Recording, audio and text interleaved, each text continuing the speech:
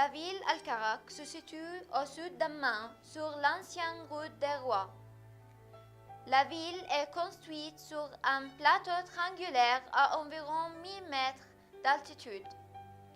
Du plateau Al-Karak jouit d'une vue dégagée sur la mer Morte.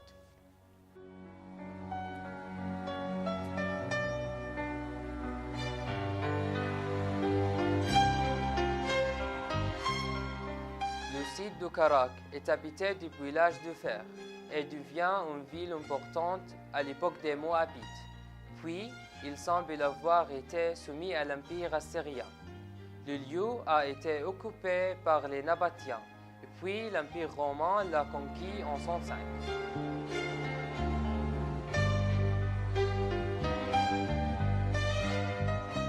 Les Ghassanides, Al-Ghassasina, sont considérés comme étant la première tribu à habiter la ville de Karak au début du 1er siècle.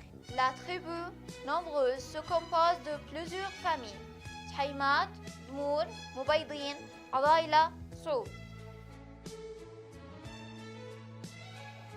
Sous l'Empire byzantin, la ville est devenue un archevêché avec sa très vénérée église de Nazareth et reste à dominante chrétienne.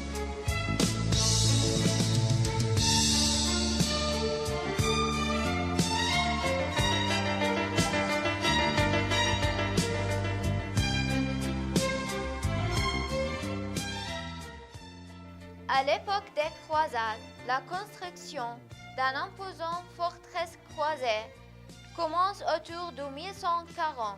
Le château fort se situe au sud d'un plateau rocheux. Il mesure 220 mètres de long sur 125 mètres de large.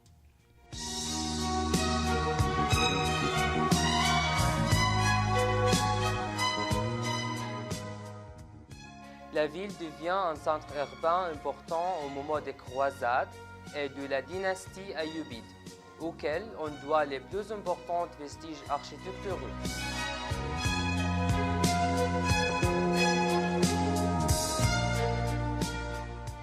Autour de la forteresse forte s'est édifiée une ville d'environ 20 000 habitants, dans laquelle se trouvent aujourd'hui de nombreux bâtiments du XIXe siècle, hautement restaurés.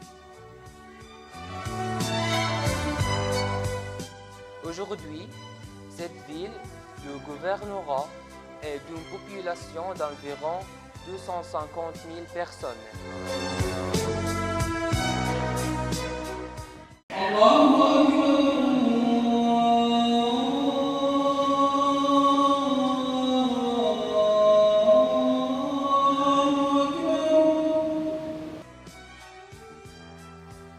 La cohabitation religieuse entre les musulmans et les chrétiens à Karak est basée sur des liens de fraternité et de respect mutuel. Elle donne un exemple et un modèle à suivre sur la tolérance religieuse.